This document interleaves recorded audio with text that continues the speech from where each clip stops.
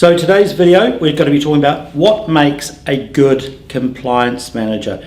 Quite often everyone thinks they are good, they've done qualifications, but does that really make you a good compliance manager? We're doing a series of 7 videos where we've got our partners together from Australia, New Zealand, South Africa, and we're going to ask them a series of questions. Stick around, because at the end we're going to hear from our UK partners, and they may have a slightly different approach to these questions. So Sean, we'd like to hear from your experience. What does it mean to be a good compliance manager? I think it's a mixture of different factors. So one of them is someone who can get the engagement and participation rolling across the company. So conventionally, if the person who's running around and trying to investigate everything and is in multiple places at the same time and just talking to everyone, following up with everyone, sending emails, that would come across as a good QHSE manager.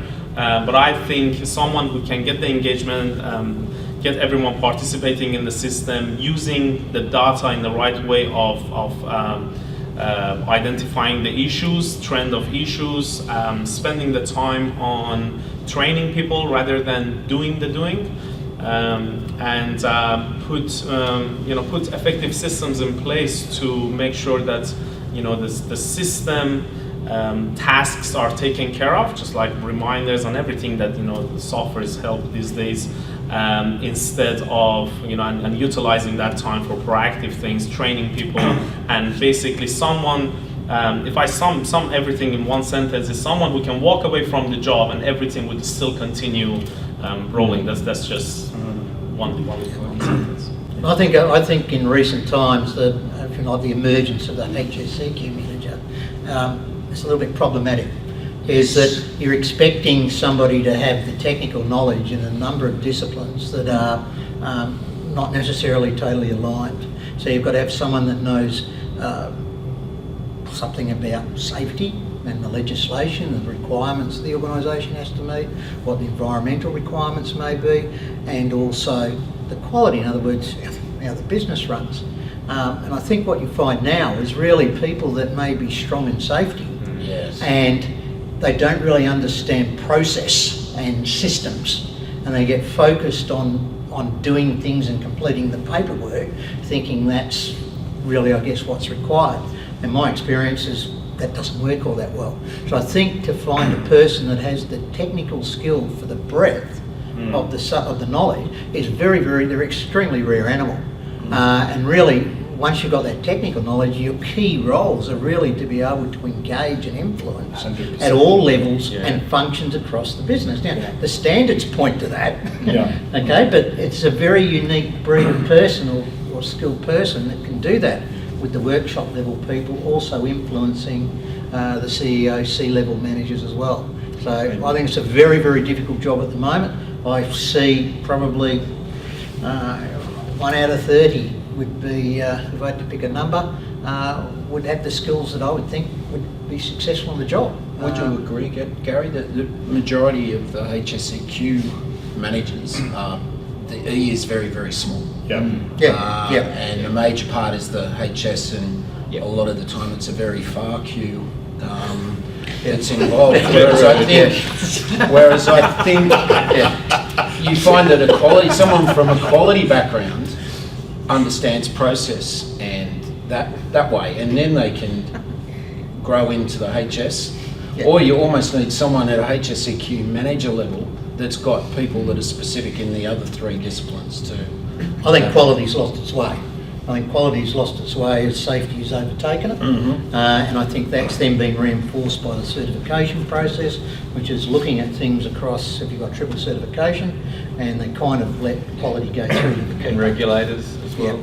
I think I'll probably add to Gary, talking about someone who can influence, and we talked about engagement as well, someone who can articulate the requirements, regulations and standards back in the language of that working group, whether it's a shop floor or management, not in standards language. It's another key skill.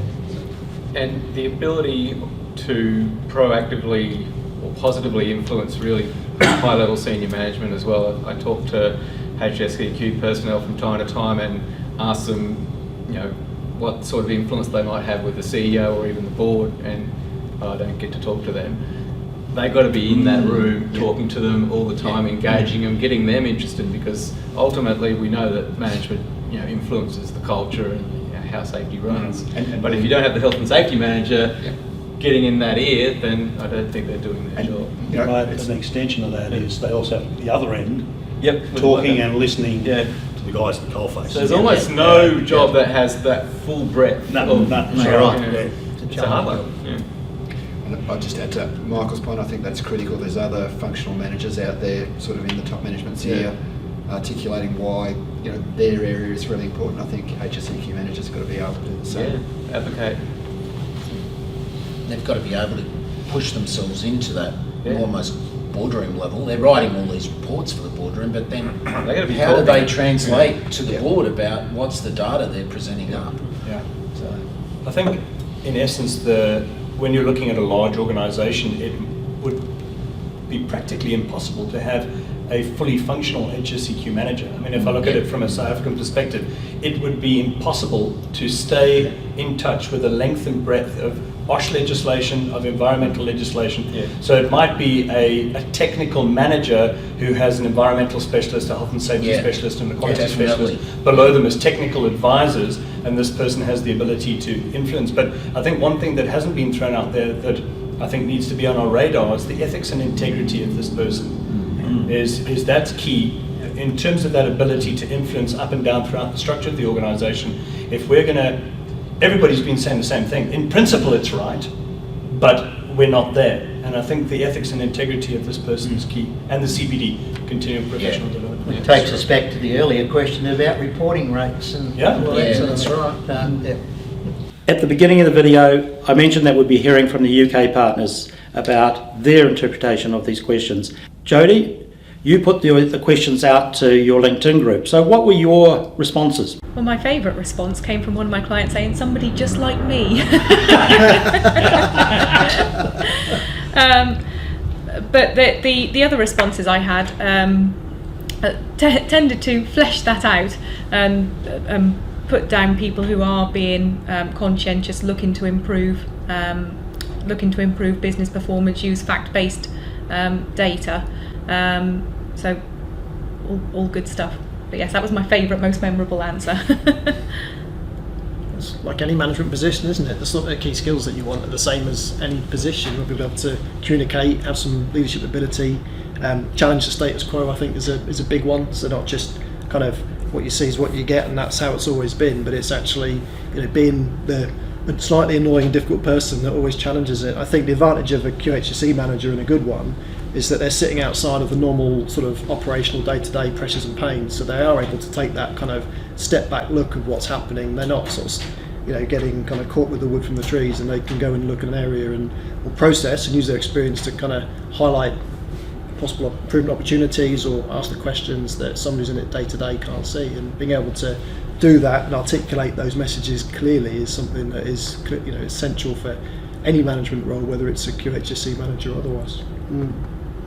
So me personally on this, I think first of all, I think it has to be someone that has the competence and knowledge, or be able to find where to get that knowledge. I think they have to be able to delegate responsibility, like other management positions, rather than taking everything on themselves. And I think probably the most important, my feeling is being able to communicate. I think if it's a QHSE manager that sits in an office and hides behind emails, there's not going to be much effectiveness. But if it's a QHSE manager that's out on walking the floor, speaking to people, interacting, communicating well, they're going to have much more success. So I think communication is one of the most important ones.